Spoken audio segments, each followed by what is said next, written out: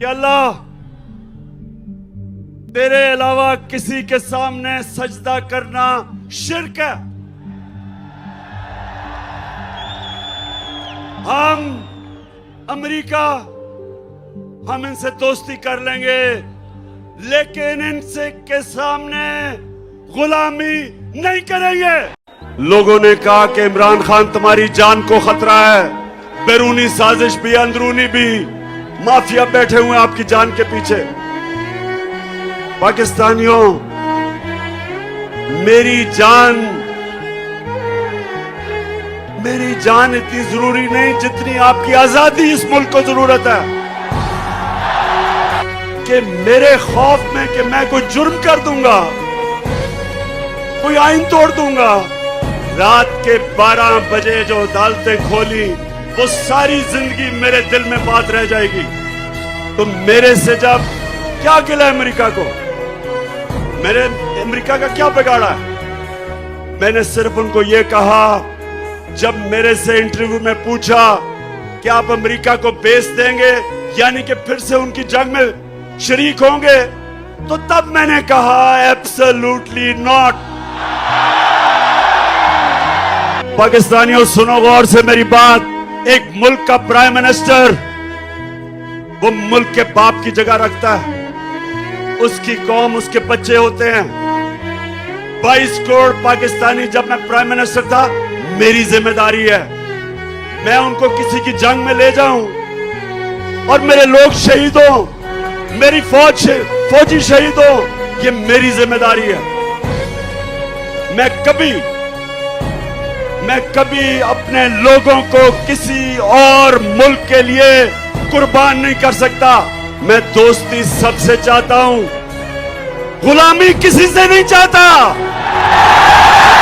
مولانا رومی نے یہی کہا کہ جب قوم اچھے اور برے کی تمیز ختم کرتی ہے مر جاتی ہے. ہمارے لیے یہ ایک ڈیفائننگ مومنٹ ہے. میں پھر سے کہتا ہوں کہ مجھے پڑا کہا جی آپ کے خلاف سازشیں ہیں, آپ کی جان کو خطرہ ہے. میری جان سے زیادہ پاکستان کو خطرہ ہے. کس چیز سے امریکہ ناراض ہوا؟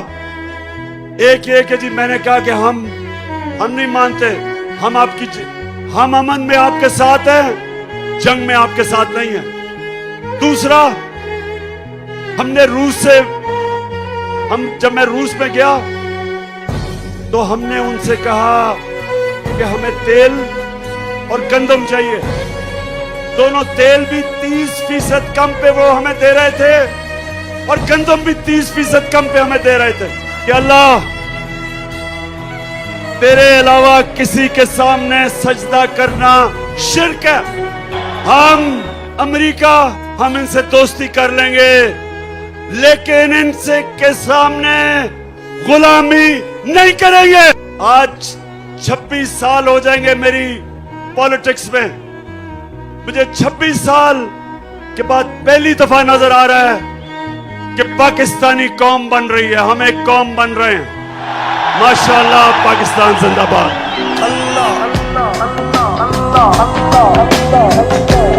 ڈیفائننگ مومنٹ ہے. میں پھر سے کہتا ہوں کہ مجھے پڑا کہا جی آپ کے خلاف سازشیں ہیں, آپ کی جان کو خطرہ ہے. میری جان سے زیادہ پاکستان کو خطرہ ہے. یہ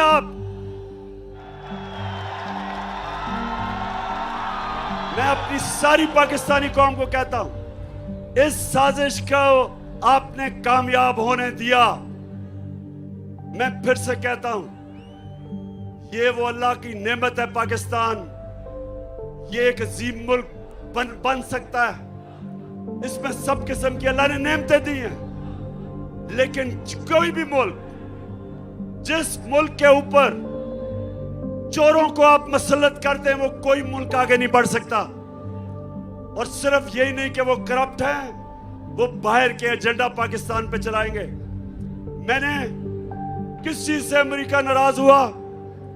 ایک یہ کہ جی میں نے کہا کہ ہم نہیں مانتے, ہم امن میں آپ کے ساتھ ہیں, جنگ میں آپ کے ساتھ نہیں ہیں. دوسرا جب میں روس میں گیا تو ہم نے ان سے کہا کہ ہمیں تیل और गंदम चाहिए। दोनों तेल भी 30% कम पे वो हमें दे रहे थे और गंदम भी 30% कम पे हमें दे रहे थे। कराची, आपके जुनून को सलाम करता हूं।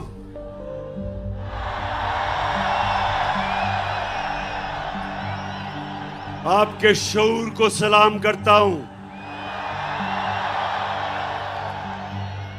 अब हमारे सामने दो रास्ते हैं।